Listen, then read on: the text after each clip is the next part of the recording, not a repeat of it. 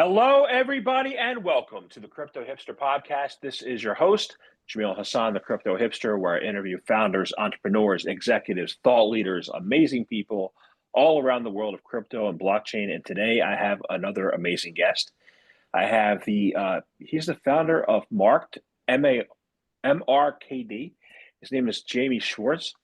Jamie, welcome to the show. Thanks so much for having me. You're very welcome. Thanks for joining me. And let's kick things off the way I kick things off. I ask everybody the same question, but I get amazing answers, and they're all different. It's all unique.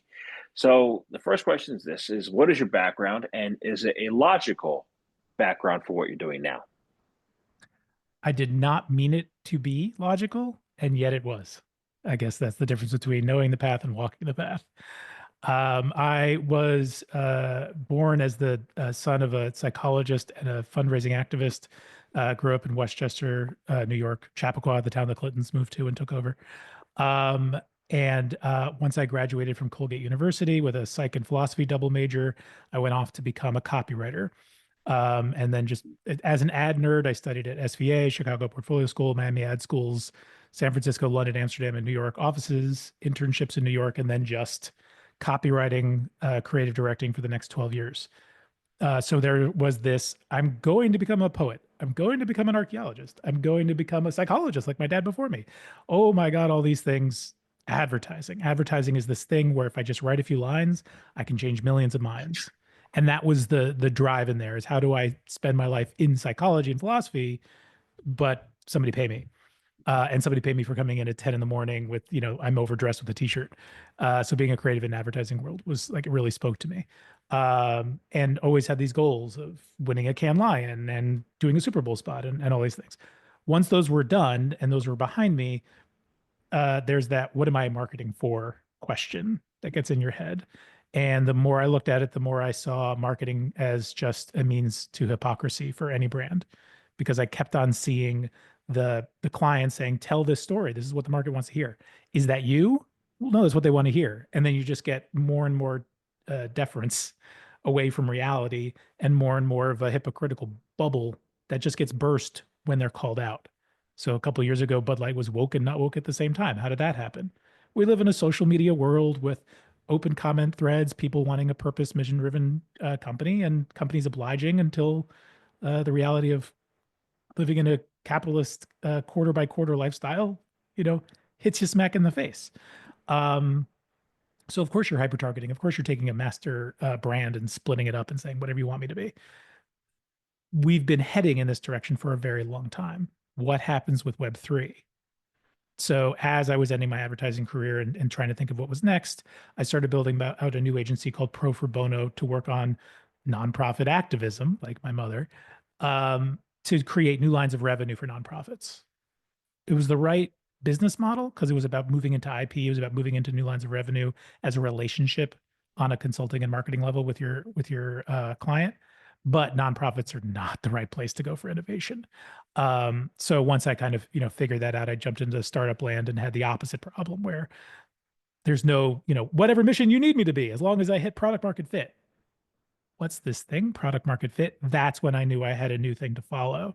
I was studying too hard market shift, which was creating this hypocrisy bubble when I needed to find product market shift as a discipline.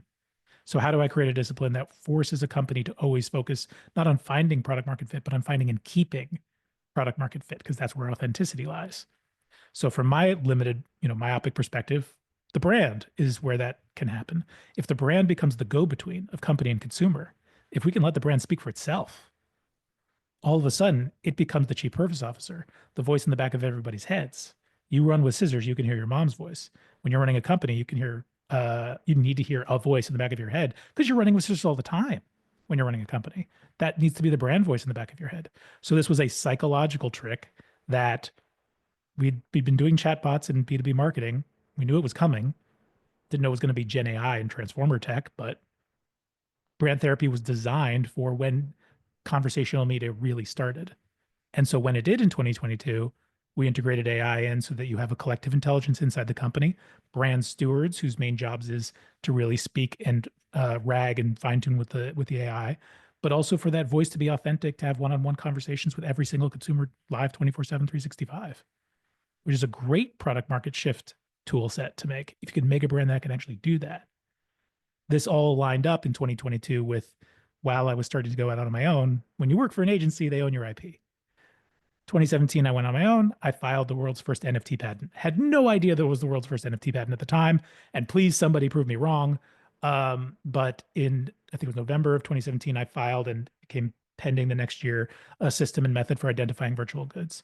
And that was more just another one of those, what's coming down the road? What the hell is Web3?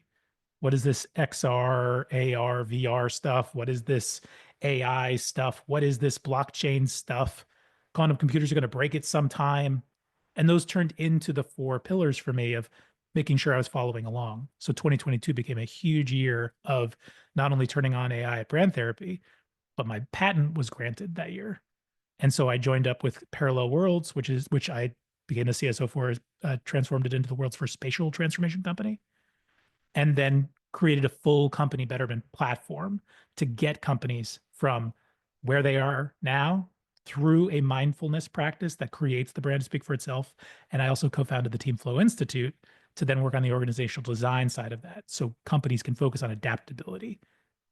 Forget AI, all digital transformations, the average intake, 80% of those who pay for digital transformation in a company don't implement it. Why? Because the teams are not adaptable. You have to make the teams adaptable first. So Brand Therapy, Team Flow, and then you can do the spatial transformation that we were offering at Parallel Worlds and all the different tech that goes in there. So that was the journey that got me to this space. If you look backwards, it all makes sense and it was meant to be. And if you look forwards, I had no idea where I was going. Wow. That's intriguing. That's a great story. I was going to ask about this later, but you have a whole entire, like, you for Mark, you have Mark DJ, you have Mark Art, you have Mark Projects, you have a whole entire brand of Marked, right? Mm-hmm. So how, I was going to ask you about how you're remixing remixes for the DJ, but how are you, I guess, helping creators, content creators, get the benefits they deserve to get? Yeah. Well, there's a giant, it's so giant, there's a disconnect because it's so big, you can't see the forest through the trees. System that's up right now when it comes to creatives, aka IP owners. You make something, but how are you promoting it? On a centralized social network, or I should say an oligarchy of centralized social networks. So you are using their platform, it's theirs, they own it, to create your user persona, they own it, to collect likes and follows and comments, they own those. And you can garner them as long as you want until they kick you off the platform or they want to restrict you or whatever. That's up to them. That's all the system we live in. We have an idea of ownership. And you and I are old enough to remember owning shit. You know, CDs, cassette tapes. Media was defined by the product that you bought it in. And so there was a sense of ownership in that. That didn't mean you have the right to, you know, the NFL says you cannot rebroadcast, blah, blah, blah.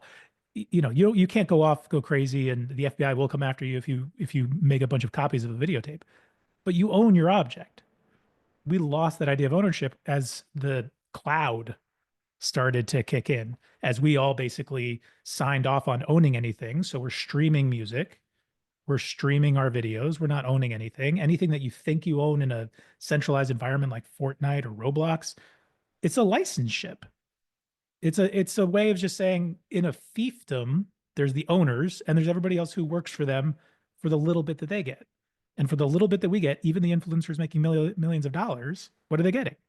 A platform that they're allowed to keep coming onto, with the algorithm pointing more in their direction if they worked for it or not. A person who I know who has 100,000, I have about 10,000, under 10,000 people on LinkedIn. He has over 100,000. He's getting the same amount of likes as I am. What's the benefit? What's the point? Its algorithm is just as much as you need to see to stay on the platform, and then everything else is them pushing. So all creators live in this environment.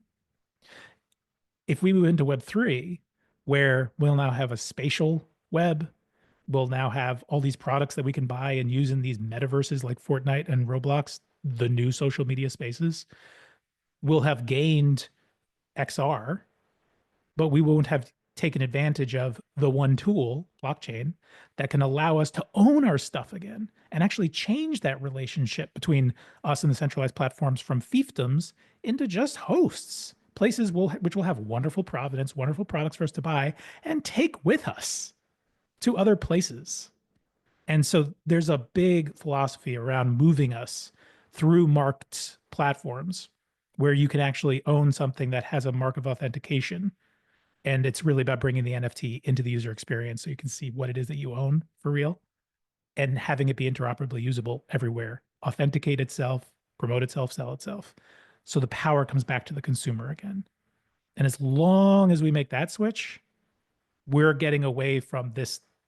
I think we only have one last chance as we go through these Web 2, Web 3 evolutions to take it back, to take ownership back. So that's a big impetus for why we're doing all this. And I know that's I just said an awful lot of stuff without a reference point, so that might not make a lot of sense to people if they don't understand what Mark does. Well, I'm gonna dig into that reference point, but I think we got to start at the beginning, right? Mm-hmm. So we grew up with ownership, right? And somewhere along the line, that ownership went away. I think, in my opinion, is I own my podcasts, and since I own my podcast, I'm able to write books that relate to my. At least it takes me a couple of years to catch up, maybe 3 now.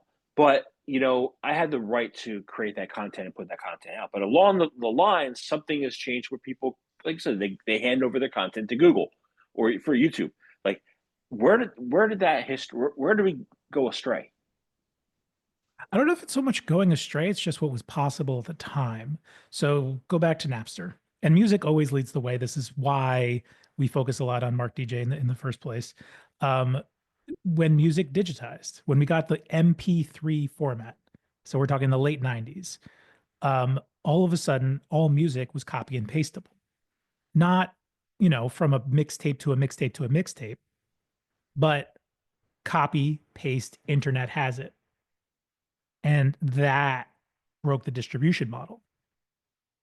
So the fact that media was on a physical good meant that you couldn't copy and paste something. It required an actual copying across a medium to a medium for that to work. Now that we just copy and paste, that all changed. If you watch the Pamela Lee Anderson story, that cover went from her sex tape being on VHS and then how it went onto the online. That's probably a crux moment right there. It's what happens when the medium is now online. Media still requires, for IP rights, a centralized platform of trust. We trust Visa, we trust our banks because there's the backing of those things. There's always a centralized form of trust, a ledger that says, I have the right to stream as much music as I want this month from Spotify.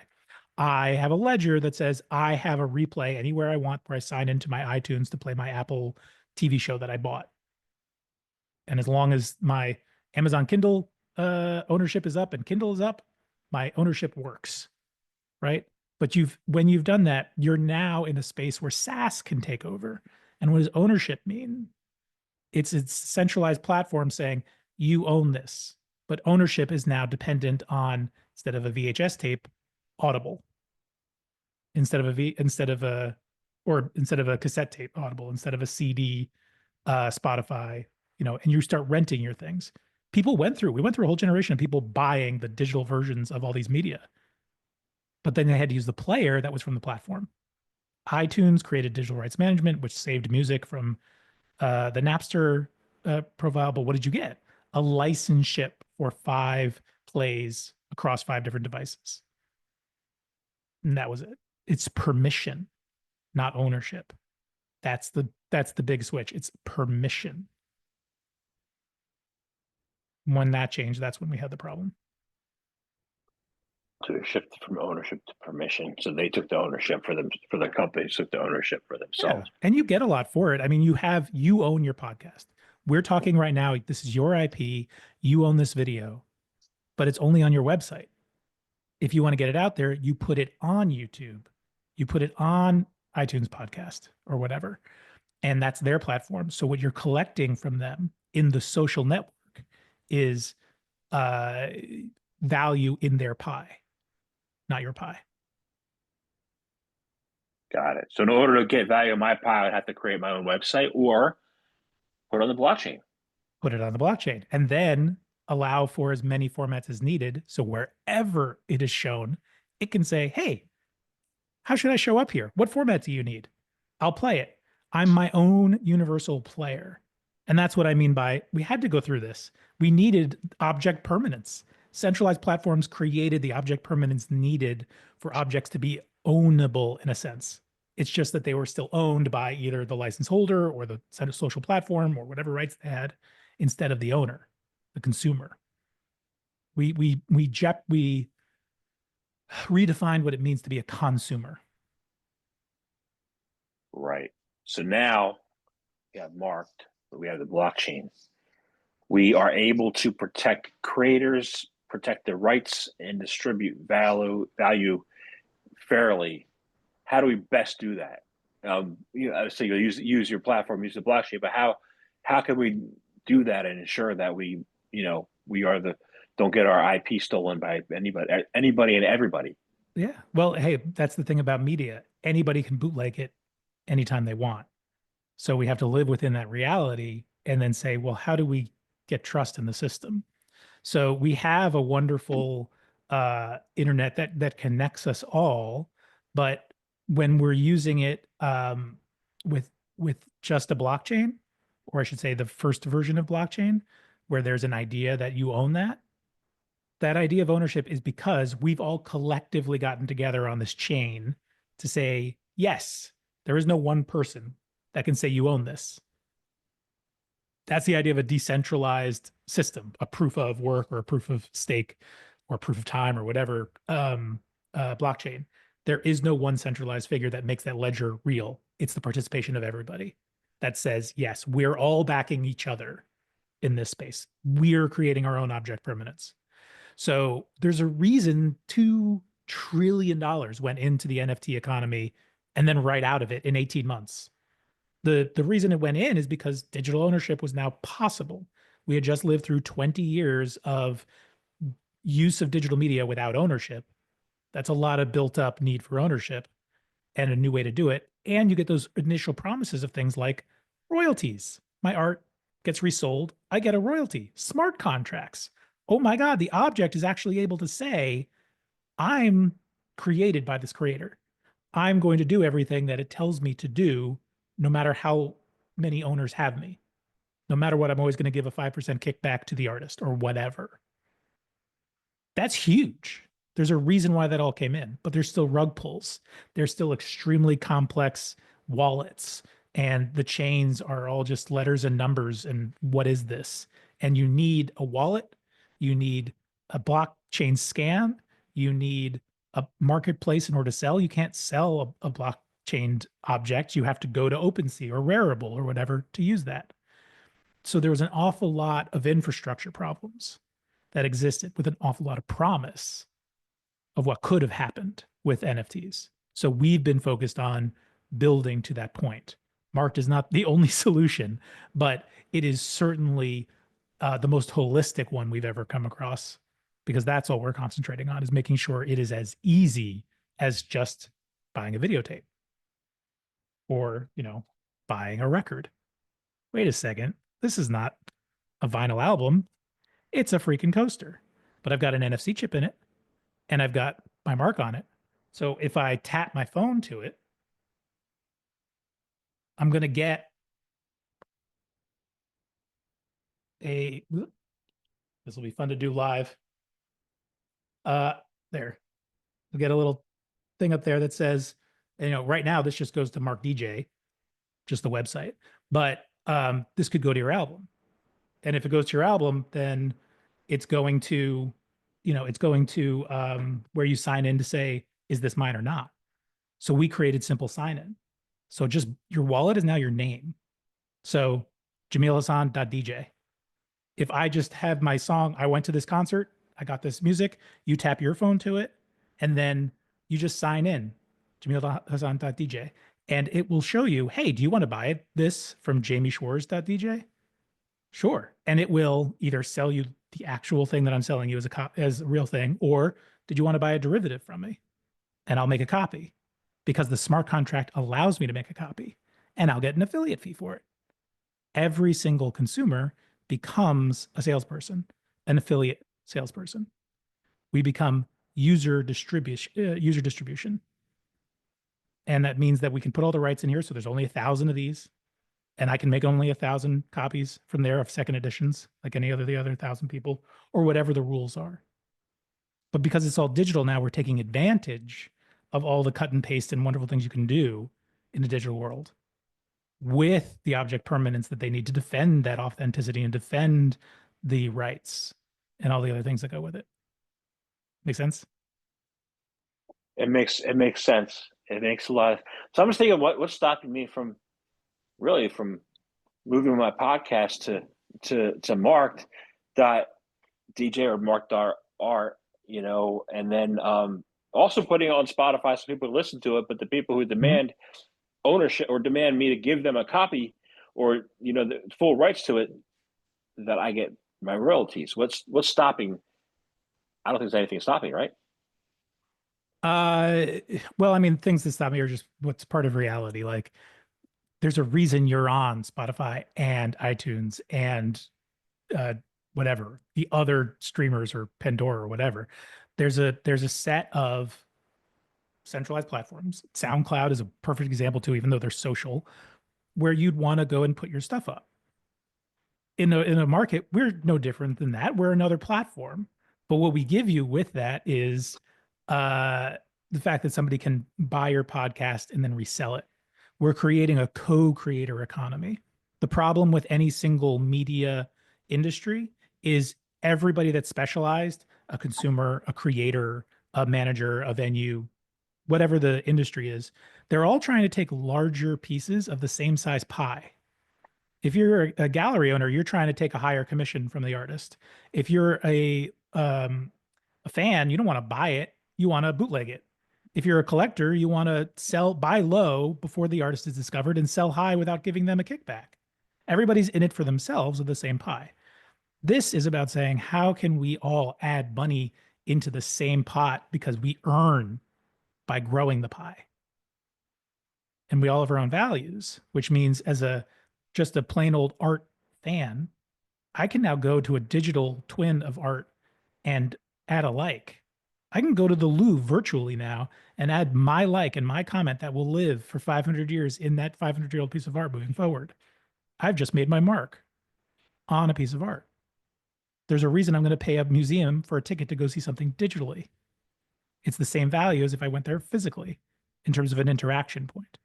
If I'm a collector, I know that I'm going to have to always have the royalties go back, but I'm always going to have a connection with the artist.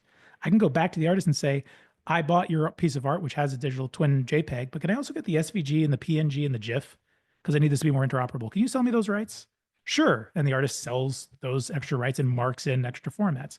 Could I get the immersive version of this? You've seen Van Gogh's Open Fields Spanish Museum has done a virtual reality kind of walkthrough of the fields.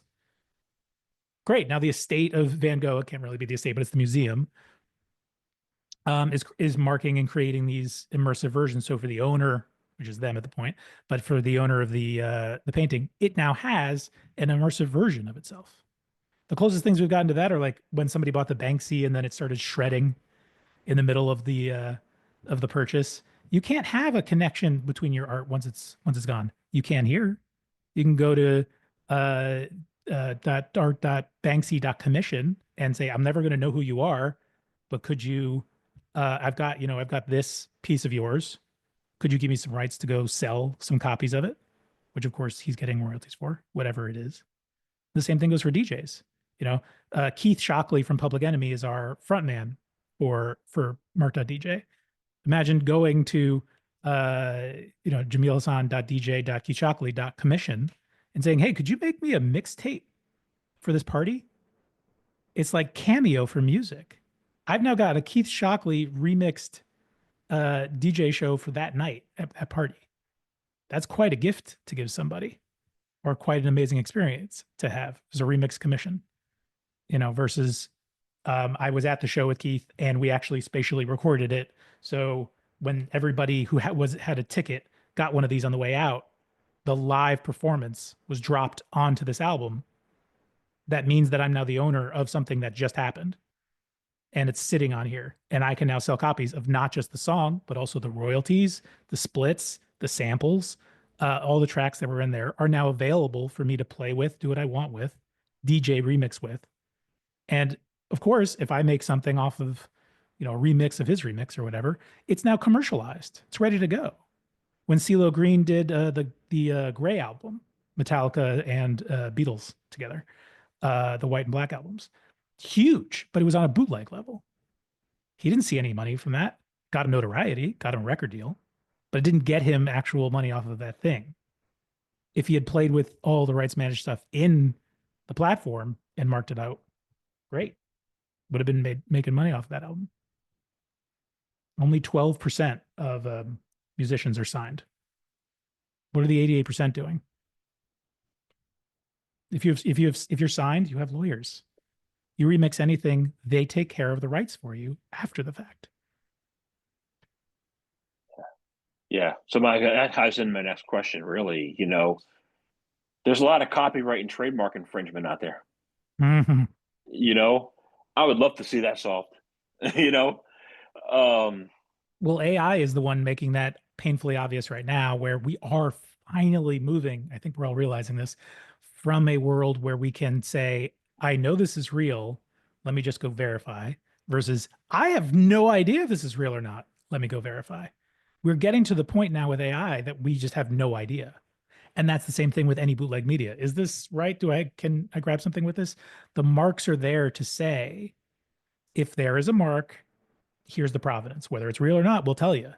If there's no mark, buyer beware.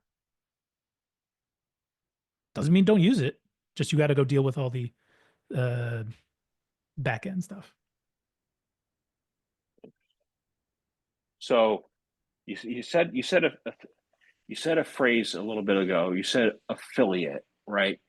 So affiliate sharing, right? Why is that? What is affiliate sharing and why is it important? And then I will follow up on that. So there are billions of dollars being exchanged right now in American entrepreneurs' hands through Amazon affiliate stores. A person who has an Amazon affiliate store, it's their website, but it's just a window into the Amazon link. But Amazon set that up so anybody can be a shopping influencer and say, buy this through my link and I'll get an affiliate fee. Imagine now you can do that for your art gallery or your jukebox. I didn't buy any of this music, but I'm going to share it on chain. And if anybody buys it through my share, I'll get an affiliate fee. I did buy it. Great. Now I can sell derivatives and get even more. And the owner gets the commission. Okay. So then that sounds good with the owner getting a commission. So how can that, I know how could it become like I know the U.S. is in a lot of debt right now, and some people think the government's bankrupt, and some people think the economy is not going to be restored. How could that be part of the answer to restore our economy and grow the creator economy and be a massive part of GDP? Well, we've been in debt since we were born as a country, so just setting that up. But what we live in right now is an economy called conspicuous consumerism. So within capitalism, we all act as people who, when you're buying something as a consumer, that means there is some value chain from globalization, and that doesn't even mean globalization, just means specialization, where it takes multiple steps to make something. If I buy a notebook of paper, that's trees from somewhere that went to ship to process to somewhere else, that then got packed somewhere else, that then got branded somewhere else, and then got sold somewhere else. Every single one of those companies is a value add in a chain. We have a value add production line, whether that happens in 7,000 plate, this phone is 7,000 companies to get to the endpoint where Apple is then selling it. That's a lot of value adds and a lot of different companies getting paid along the way. But then when it gets to the consumer, that's the end of the line. The consumer pays, and that's where the money comes from to pay everybody else down the line. As a prosumer, you're a producer consumer, where that assembly line never ends because I can add value too. Remember when I said at the end of the assembly line, there was also branding, there was marketing. I paid an agency, they created a brand value. What am I paying for mostly when I buy an Apple product? The brand. What am I paying mostly for at a Gucci purse? The brand. All that value add comes from the IP built in by those agencies. You can do that too. We have that in influencer culture right now. There are prosumers around right now. They're called influencers. When they take a social media piece and they send it on themselves, they've added value to it. They've taken the algorithm and said, our little bump of influence in the algorithm is for sale. Come through me and I will add value to get distribution out there on a marketing level, right? I'm a distributor. Now we can do that with music on a one-to-one level where I can share just like an influencer would and commercialize. It's not just for media anymore, it's for products because music and art are both media and products. But that means that a product can now be as viral as a piece of media. It can move at the speed of virality from one customer to another. They can purchase from one to another, not just send on. Does that make sense? Yeah, it's complicated.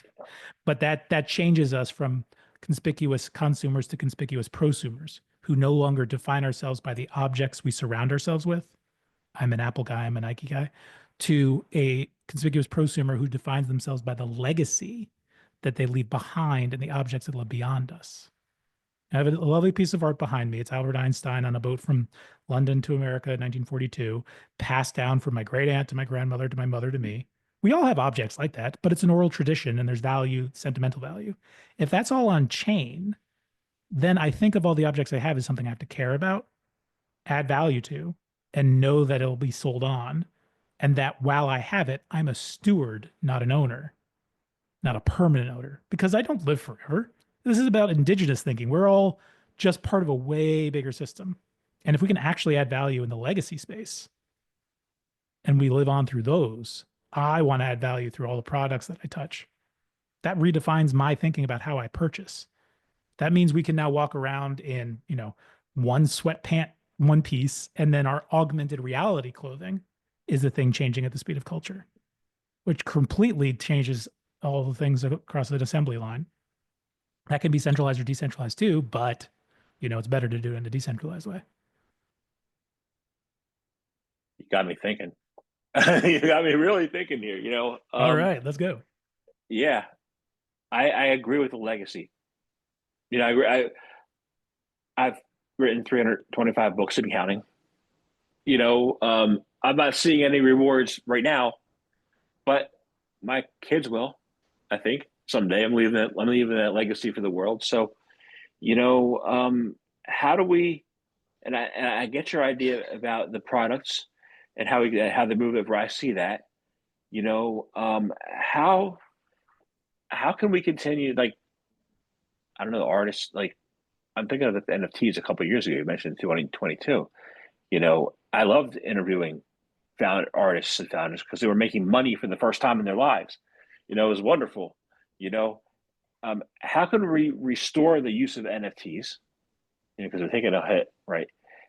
What is the resurgence going to look like, and what should it include? Well, the very first point to make, which is a little bit of a disappointing one, is artists were finally feeling like there was a rectifying moment here where they were actually making money off of their art. The problem was they were making money off of a bubble. People were buying out of speculation, not because of the value of their art. That's where the money was coming from. And that was a little bit of a wool we all decided to pull over each other's eyes because we want artists to be properly rewarded for their work. It is an important medium that deserves recognition and equity, not just equality. So how do we do that? After recognizing that one point about that was a bubble, how do we grow it organically? Mark.art is focused on fine art, not NFTs. That doesn't mean we don't do, CryptoPunks or whatever. It just means we're focused on where is a value that people understand and then adding value to that anchored value. So I really do want to buy that piece of art.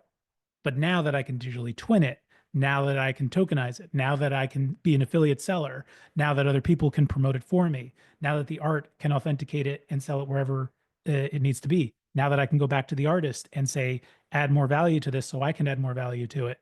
Now that everybody's working together to grow the pie, we can build a healthier, larger art market where fans are rewarded for all the actions they do, and collectors are rewarded for the value add they give to the product, and artists are rewarded for keeping continuous relationships with their customers and upselling, and galleries are focused on multimodal expression. This is also for artists to say, look, you can now make 3D art as well as 2D art. It's not about the art in terms of a canvas. This is a digital canvas where you can express it in multiple ways, and it's still one piece of art. So we're giving more expression. We're giving more ways for the sale. We're giving more ways to recruit anybody who already has pent up value to give, to be able to give it and earn from it. So they're all aligned. That is a lot of tool sets that move us from a service economy to an IP economy. We've already done the massive work of going from an industrial economy before, an agrarian economy, to a service economy. The IP economy comes next. And that's part of what you were getting at with all of this debt and everything, where we have a very outsized, how have we gone from like 18 trillion GDP to 23 trillion GDP in a few years? Where did that all go? The land owners, right? The IP owners. So if we can make sure that people who create IP are the ones who are rewarded for IP, whatever that means, even if it just means I'm liking something, then we're bringing all of us together. We're all aligning and working together symbiotically in an economy. It's a much more balanced, homeostatic, symbiotic economy when everybody can work together to value add. That's what I was getting at. You're right. That's what I was getting at. So it sounds like a win-win-win-win situation for everybody. You know, and I like to see that happen. So how do we get everybody on board to see that happen? Well, they can sign up at mark.art, at markad.art. They can sign up at mark.dj, at markad.dj. One of the things that we're really focused on now is making sure that the IP owners, the artists, the musicians who own their IP, the estates that are being stewards over some really important music, are able to then get their samples out there for artists to come to. The remix is a never-ending assembly line too. We now live in a world where most instruments already have IP on them because we sample. We're not just taking a violin and playing it, creating IP out of scratch.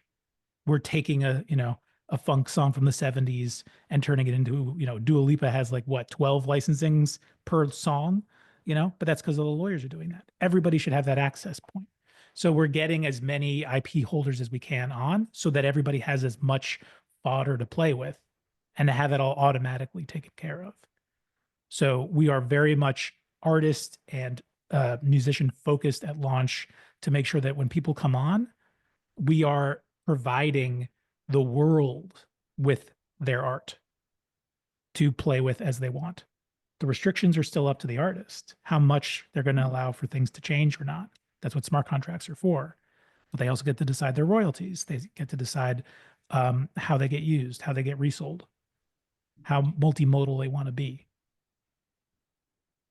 Awesome.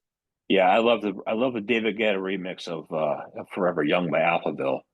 I'm thinking, what could he do next? I'm like, Red Rain by Peter Gabriel. I'm like, with your platform, with what we're headed into, I think anybody can do a remix of Red Rain or a new great song from the 80s. I've been obsessed with, I think it's Moonlight that did Freebird remix, just the end of it. It's, man, it gets me every time. It's one of those things. Mm-hmm. But that's why the front man for our company is Keith Shockley. He's your favorite DJ's favorite DJ. I mean, I made that phrase up, but still, the dude has been doing it since the beginning of remixes and is always pushing the boundary of what's technically possible. He designs DJ tables for Pioneer, for JBL, for other companies. He's designing a marked remix plate so that you can imagine there's IP sitting there. Louis Armstrong, still a little bit of estate left there. There's so much stuff that's just sitting there. I just went to a Richard Rogers review yesterday listening to music from The Sound of Music and Oklahoma and all this stuff. It's still under IP. It's 1928 or so right now, but there's still so much stuff that's out there that can be used as music. We're unleashing just a lot of new instruments onto the table so that everybody can not just play with it. It's one thing to create a platform where it's like, hey, everybody, grab all the music you want, make whatever you want. It's playtime. It's another to say, you're a DJ. You can sell what you just made. Everybody has an access point to be a DJ, even if that just means curating a mixtape. Awesome. Well, I love what you're doing, I love what you're up to, and I think you said it. I want to thank you very much for coming on the show today. I have one last question. I think you already answered it, but how can people find out more information about you and about Mark DJ, Mark Dart? How can they do that? Well, besides mark.art and mark.dj, you can check me out on LinkedIn. There's a smiley bearded man looking at you. Brand Therapy is at brandtherapy.coach. And you can find a GPT version of me there. So if you want to talk to him, you can put in anything about your brand and it will become your brand voice. You can have a conversation with it. Awesome. Thank you very much for your time today. My absolute pleasure.